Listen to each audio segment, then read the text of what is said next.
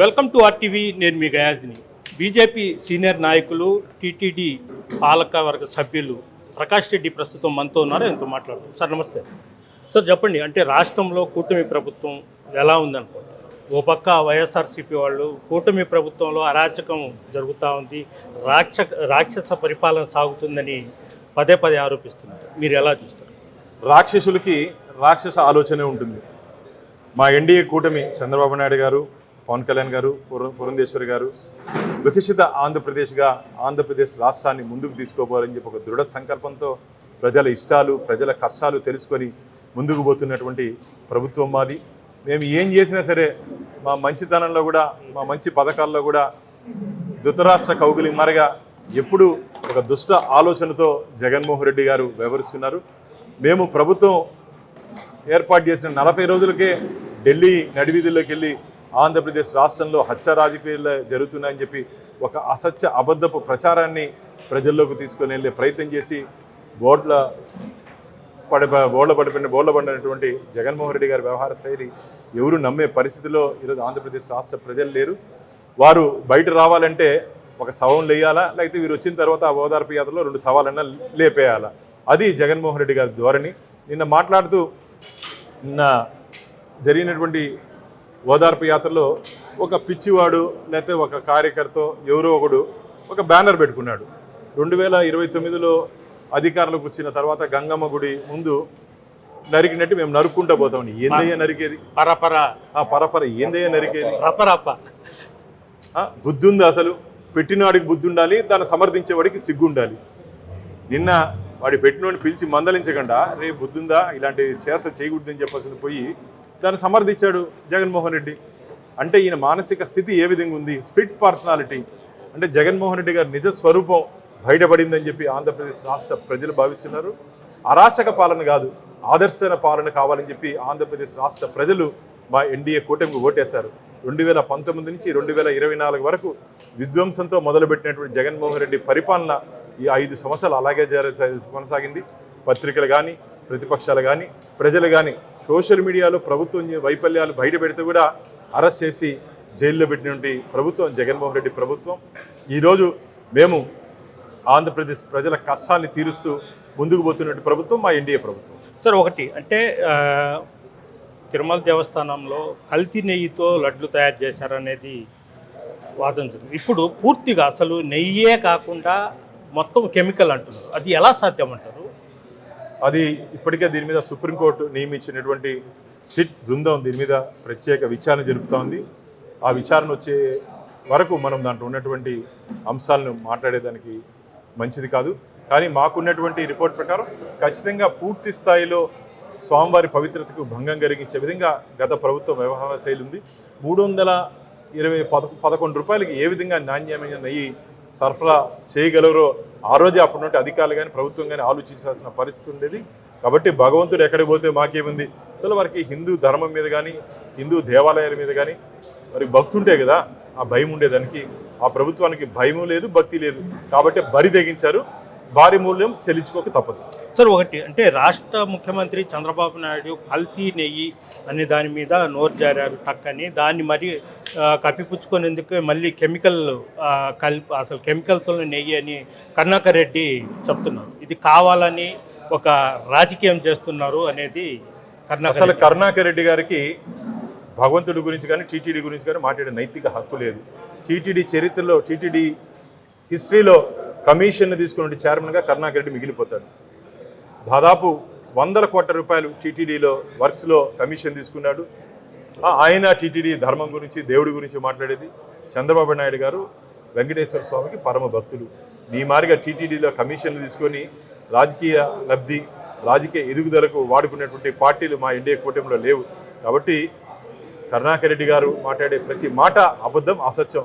మొన్న గోమాతలు చనిపోతున్నాయని చెప్పి ఒక అసత్య అబద్ధ ప్రచారాన్ని తీసుకురావడం జరిగింది. ఈ కల్తీ లయ్యిలో కానీ అప్పుడు జరిగినటువంటి చాలా కుంభకోణాల్లో ప్రత్యక్షంగా పరోక్షంగా వీరి పాత్ర ఉంది. రాబో రోజుల్లో దాని మీద విచారణ చేపిస్తున్నాం. తొందరలోనే వీరందరికీ చట్ట పరిధిలో శ్రీవారి భక్తుల ముందు మేము నిలబెట్టబోతున్నాం. సార్ ఇంకోటి అంటే తిరుమల లడ్డు అంటే చాలా పవిత్రంగా భావిస్తాడు యావత్తు ప్రపంచం మొత్తం. అయితే ఇటీవల కాలంలో ఢిల్లీలో కూడా ఒక స్వీట్ స్టాల్లో తిరుపతి లడ్డు అని అమ్ముతుంటే అక్కడ అరెస్ట్ కూడా చేశారు, కేసులు కూడా పెట్టారు. అక్కడక్కడ మన రాష్ట్రం కాకుండా వేరే రాష్ట్రాల్లో కూడా అలా జరుగుతుందనేది ఇది ఉంది. అలాంటిది ఏం చేస్తారు? లేదండి, అవన్నీ తప్పుడు సమాచారం. భగవంతుడి ప్రసాదం స్వామివారి దర్శనమైన తర్వాత స్వామివారిని ఆ లడ్డులో చూసుకుంటూ లడ్డు ప్రసాదాన్ని తీసుకెళ్తుంటారు భక్తులు. ఇలాంటి పరిస్థితి ఎక్కడ స్వీట్ షాపుల్లో మా ప్రసాదాన్ని పెట్టి అమ్మే ప్రసక్తి లేదు. ఒకవేళ అలాంటి ఎవరైనా చేస్తే ఖచ్చితంగా వారి మీద క్రిమినల్ కేసులు నమోదు చేస్తాం. అలాంటి చర్యలు జరిగే అవకాశమే లేదు. ఎందుకంటే భక్తులు కోరినన్ని లడ్డులు మేము ఇస్తున్నాం కాబట్టి దాన్ని తీసుకుపోయి స్వీట్ షాపుల్లో అమ్మాల్సిన అవసరం లేదు. భక్తులు కోరినన్ని లడ్డును ఇప్పుడు నాణ్యమైన నెయ్యితో, అసలైన ఆవు నెయ్యితో మేము శ్రీవారి భక్తులకి మేము అందజేస్తున్నాం. కాబట్టి ఇలాంటి స్వీట్ షాపుల్లో ఎవరన్నా మాదేదైనా శ్రీవారి లడ్డు పేరు చెప్పి అమ్మితే వారి మీద ఖచ్చితంగా క్రిమినల్ కేసులు నమోదు చేస్తాం. రాష్ట్రంలో గత ప్రభుత్వంలో దాచుకున్న వ్యక్తులు మొత్తం జైల్లోకి పోవడం ఖాయమంటారా?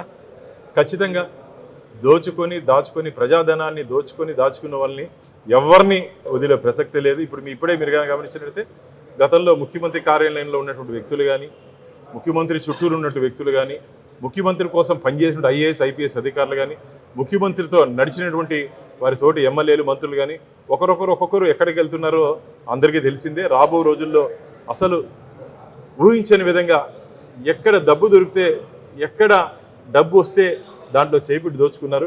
లక్షల కోట్ల రూపాయలు ప్రజాధనాన్ని తమ సొంత ఖాతాల్లోకి వేసుకొని తమ ఆస్తులు పెంచుకున్నారు తప్ప ఆంధ్రప్రదేశ్ని అంధకార ప్రదేశ్గా చేసి ఆంధ్రప్రదేశ్ని అప్పుల ప్రదేశ్గా మిగిల్చినటువంటి ఘనత జగన్మోహన్ రెడ్డి ప్రభుత్వానికి దక్కుతుంది. కాబట్టి ఆ ప్రభుత్వంలో ఎవరెవరు తప్పు చేస్తారో అందరినీ చట్ట పరిధిలో, మళ్ళీ చెప్తున్నాం, చట్ట పరిధిలో చట్టరీత్యా వారిని ఆంధ్రప్రదేశ్ రాష్ట్ర ప్రజల ముందు నిలబెడతాం.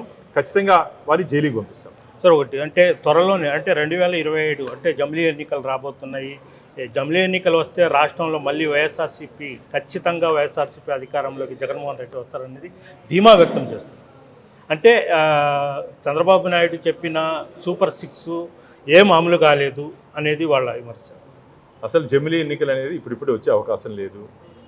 ఎన్నికలు ఎప్పుడు వచ్చినా, ఎన్నికలు రేపు వచ్చినా, 29లో వచ్చినా జగన్మోహన్ రెడ్డి జీవితంలో వైసీపీ జైత్య యాత్రలు కానీ విజయోత్సవాలు కానీ చేసుకునే అవకాశం లేదు. వారి శేష జీవితం అంతా ఓదార్పు యాత్రలకు సరిపోతుంది తప్ప ఆంధ్రప్రదేశ్ రాష్ట్రంలో వారికి జైత్య యాత్ర అనేది ఉండే ప్రసక్తే లేదు. 11 స్థానాలు ఇచ్చినట్టు ఆంధ్రప్రదేశ్ రాష్ట్ర ప్రజలు ఎప్పుడు ఎన్నికలు జరిగినా సింగిల్ డిజిట్కి పరిమితమవుతాడో లేకపోతే 0 ఏమన్నా ఇస్తారో ఆంధ్రప్రదేశ్ రాష్ట్ర ఎందుకంటే అసహించుకుంటున్నారు జగన్మోహన్ రెడ్డి గారి వ్యవహార శైలి. ఎందుకంటే ప్రతిపక్ష హోదా కూడా లేదు. అట్లీస్ట్ ఒక పార్టీ నాయకుడిగా ఏ విధంగా హుందాగా వ్యవహరించాలి, ఏ విధంగా ప్రజల సమస్యలు అటెండ్ అవ్వాలి. నువ్వు తాడేపల్లి పాలించి ఏ రోజు బయట పెడతావు ఇదే కాలు, ఏ రోజు ఎందుకు వస్తావో తెలియదు. వచ్చినప్పుడు వేల మందితో ప్రజల్లోకి వెళ్ళి శాంతి భద్రతలకి విఘాతం కలిగించే దిశగా నీ వ్యవహార శైలి ఉంది. సార్, ఇంకొకటి అంటే ఇందాక మీరు మీడియా సమావేశంలో కూడా ఈ టెంకాయని పెట్టుకొని నరకడానికి పిసుకోవడానికి అన్నారు. అసలు ఏంటి దీని అర్థం ఏంటి అంటే చెప్పండి. అర్థం పరమార్థం ఏంటంటే జగన్మోహన్ రెడ్డి నేను చెప్పాడు. ఏం చెప్పాడు?